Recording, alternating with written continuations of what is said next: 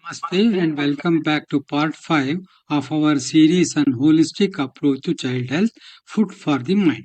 Our ancient tradition gives us two profound guidelines for raising healthy, well-adjusted children. First, regarding the mind, mana eva manushyanam karanam bandha mokshayoho, which means the mind alone is the cause of human suffering and happiness. What we feed our children's mind through our home atmosphere, spoken words, and daily attitudes shapes their lifelong mental clarity and character. What they see and hear constitute food for their minds. Just as improper food for the body causes physical illness, improper food for the mind causes mental illness. And second, regarding practical parenting and discipline, Chanakya Neeti offers a timeless roadmap. Lalayet panchavarshani dashavarshani tadayet praptetu shodashe varshe putram mitravadacharet, which means nurture a child with absolute affection for the first 5 years, guide and discipline them firmly for the next 10 years, and once they reach 16, relate to them as a friend. When we combine this wise framework of discipline with a nourishing home atmosphere, we give our children the true food for the mind they need to thrive physically, emotionally, and spiritually.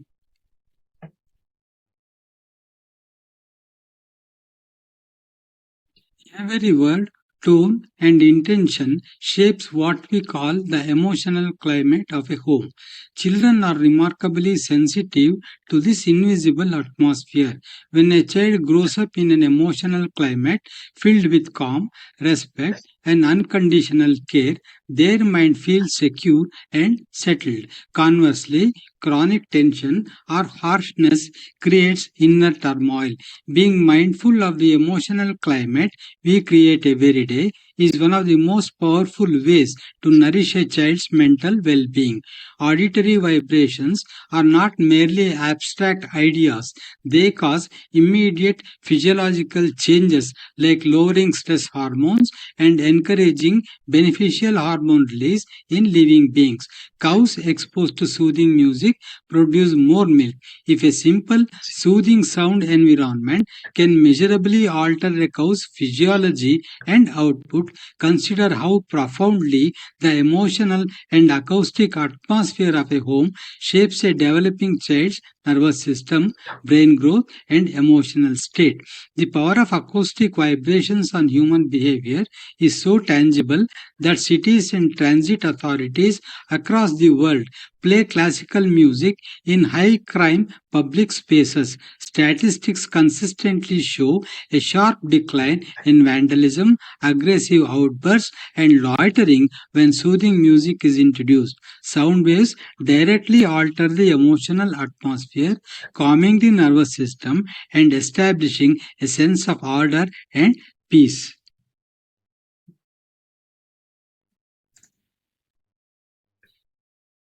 The subtle inputs a child receives have a direct physiological impact on their growing system.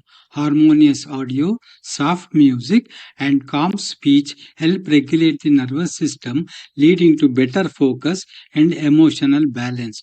Modern neuroscience confirms that our auditory and emotional surroundings actively shape brainwave patterns and neurochemistry. By curating a soothing sensory environment, we build a solid biological foundation for mental health. As I mentioned in part 2 of this series, the science of cymatics clearly demonstrates how sound frequencies physically organize matter, creating beautiful symmetrical patterns out of chaotic grains of sand or fluid when exposed to harmonious tones. In the very same way, the auditory and emotional vibrations surrounding a child are not just passing moments, they physically impact the developing brain and nervous system.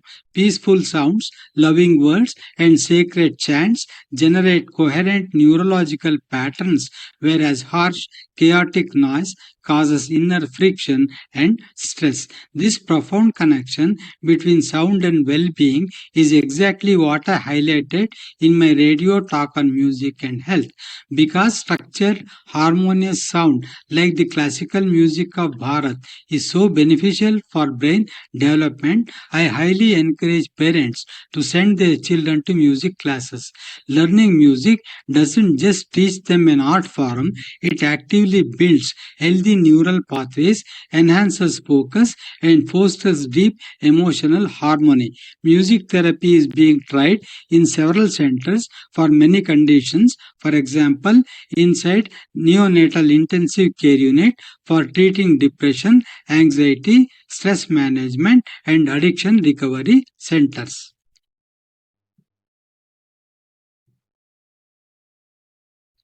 Equally vital is knowing what to filter out of a child's life. Exposure to violent media or aggressive games overactivates the fight or flight response, raising stress baseline levels. Tragic real world events have shown us how certain manipulative online challenges and predatory so called games targeted vulnerable adolescents, pushing them towards severe anxiety, self harm, and in extreme cases, suicide. This highlights why passive supervision is not enough. Children and teens need safe boundaries, emotional support at home, and open dialogue so they never feel isolated or trapped by online pressure. Protecting their digital environment is a fundamental part of safeguarding their mental health. Similarly, sarcastic or dismissive remarks from primary caregivers can erode a child's self-worth and trust. Such children may harbor subconscious hatred for parents and ill-treat them during their old age. Never make any negative comments about your children when they are around. If you have any concerns about the behavior of your children, consult a pediatrician or a counselor privately in the absence of your children. Protecting their mental space from these negative inputs allows healthy confidence and emotional stability to flourish. True child health is not piecemeal, it requires a balanced approach to the body, mind, and soul. Whole foods and physical exercise build the body, parental warmth and positive inputs nourish the mind, and strong core values give spiritual grounding. Nurturing all three creates a resilient, well rounded human being. Older children should be taught that there is a right way and wrong way of living, and that sooner or later they will face the consequences of what they do. Older children and adolescents should be strongly urged to regularly read the Bhagavad Gita. This will go a long way in shaping their character.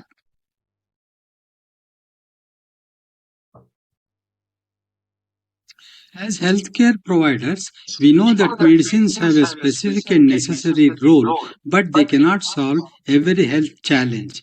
Every drug carries potential side effects, so judicious use is vital.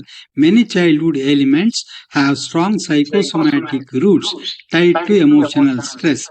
Healing requires patience and addressing underlying lifestyle and emotional factors rather than expecting instant chemical cures.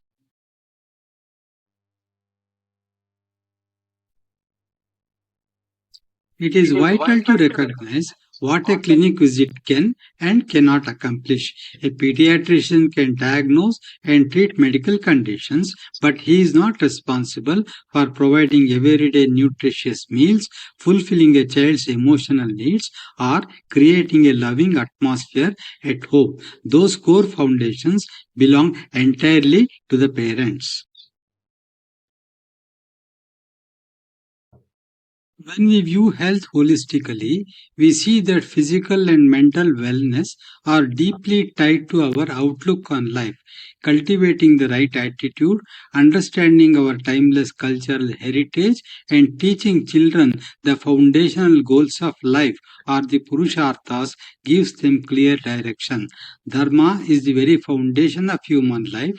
That is why our ancestors told us Dharmo Rakshati Rakshitaha, which means Dharma protects those who adhere to it. Eto dharmas tato jayaha, which means where there is dharma, there is victory. Dharmo Vishwasya Jagata Pratishta, which means Dharma is the foundation, support, and sustaining principle of the entire universe. Grounding our children in these values prepares them to be healthy, conscious, and responsible human beings. Ultimately, children who are brought up strong in body, mind, and spirit become the greatest asset of any nation. When we take full ownership of their holistic development today, rather than relying on quick fixes or passing responsibility, we build a healthier, more conscious, and resilient society for tomorrow.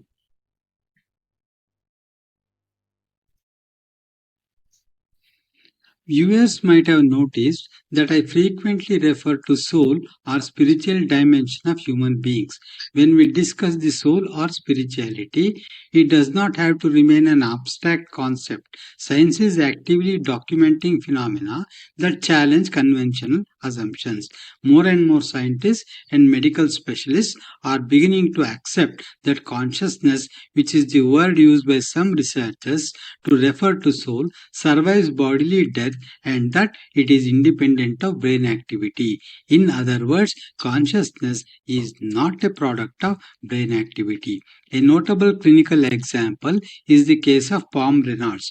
During a standstill brain surgery where her heart was stopped, blood was drained from her brain, and her brain waves flatlined, she accurately recounted exact conversations between surgeons and detailed specialized tools used while she was clinically dead. Such cases, aligned with quantum perspectives, demonstrate that consciousness is a fundamental field that operates beyond the physical body. Many noted psychiatrists have accepted the phenomena of reincarnation. Decades of medical research at institutions like the University of Virginia have documented over 2,500 cases of young children spontaneously recalling verified details of past lives.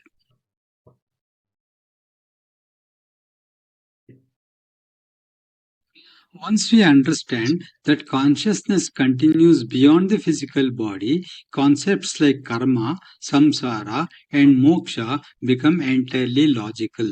Samsara is the continuous journey of consciousness driven by our unresolved impressions and actions.